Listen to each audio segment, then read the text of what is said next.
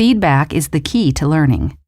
Preceptors enjoy working with students who learn quickly and take ownership for their own learning while on placement. Tom, I plan to have my learning objectives completed by Wednesday.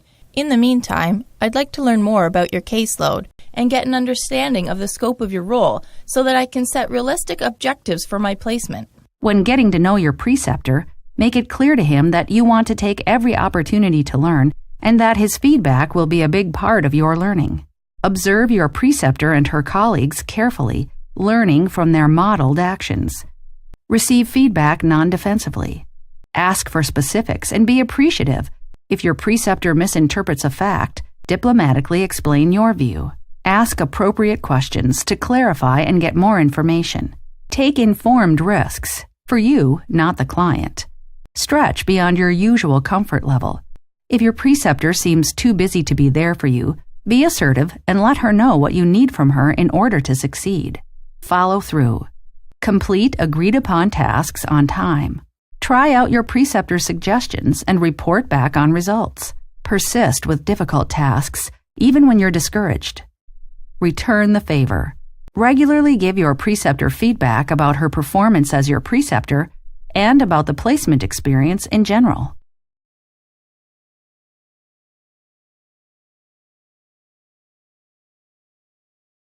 Ideally, the opportunity to provide feedback to your preceptor will come up during orientation when you're talking about the feedback process for you. If it doesn't come up, you could ask, "Would you like me to give you feedback too?" The likely answer will be, "Yes, that would be great." Then you can ask, "How would you like to receive the feedback? And is there anything in particular that you'd like feedback on?"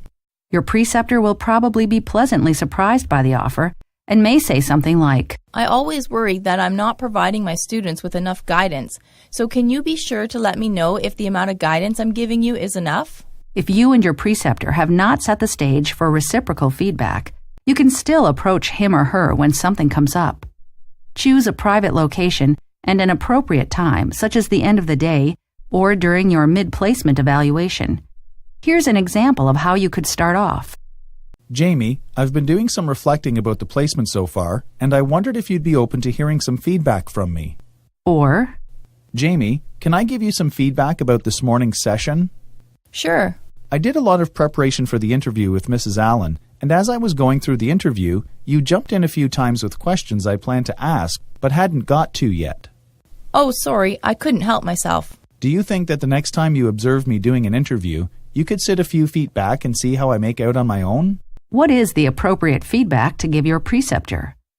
A question to ask yourself to determine whether the feedback is appropriate is, what is my motive for giving this piece of feedback to my preceptor? If your motive is to make a suggestion that will help your preceptor to make your learning experience better, and perhaps the learning of future students as well, then go for it. Focusing on what you need for a good learning experience will take the focus off your preceptor and reduce the likelihood of a defensive response. In today's busy practice environments, preceptors sometimes don't take the time to get a good handle on their students' learning styles and needs. Thus, it's up to you to take the lead and ensure that your preceptor understands what you need to make the placement a successful one. One of the most common complaints from students is that their preceptors are too busy and don't spend enough time with them. If this is the case, you'll really need to take full ownership for your learning and work with your preceptor to find ways to make the placement work for both of you.